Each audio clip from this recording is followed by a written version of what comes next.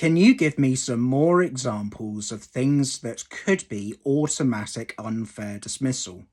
I'm Richard Hiron, also known as the Hironator, and I'm an employment law solicitor. Of course.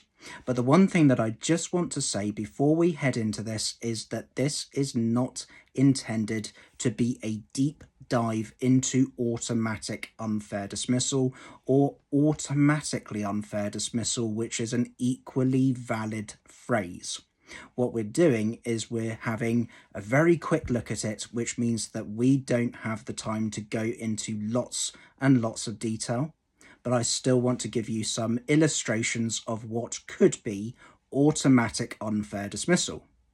So the first one that we're going to look at, in addition to last week's entries, is where someone is on maternity leave, or they're pregnant, or they are having children, so they are in childbirth, or they have taken paternity leave or adoption leave or shared parental leave, and they have been dismissed for any one of those reasons.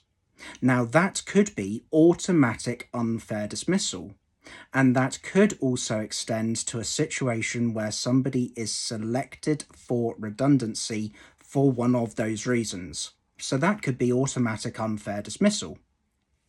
The next one is if someone is going through a disciplinary or a grievance at work. They're an employee and they have asked to be accompanied to that grievance meeting or disciplinary meeting by a work colleague or a trade union representative. Now, if they are dismissed for making that request, that could be automatically unfair dismissal. Likewise, if the person accompanying them, so the trade union representative or the work colleague, is dismissed for accompanying that person to a grievance meeting or a disciplinary meeting, then that could be automatic unfair dismissal. The last one that we're going to have a look at on this go-round is where somebody is what we say asserting their statutory rights. Now, in this kind of situation, somebody will be asking, for example, for a copy of their contract of employment. So they might not have already been given their contract of employment. They might be saying, "You, Mr. Employer, have not given me a contract of employment. You have to do that." And they do have to do that.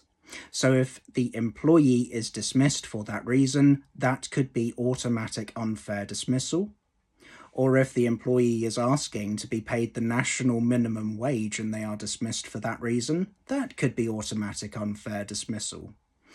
Also, if the employee is asking for their statutory minimum notice period and they're dismissed for that reason, that could be automatic unfair dismissal. So I hope that's given you a further flavour of the sorts of things that could be automatic unfair dismissal. In the meantime, if you're hoping to open the door on employment law, come to the Hironator.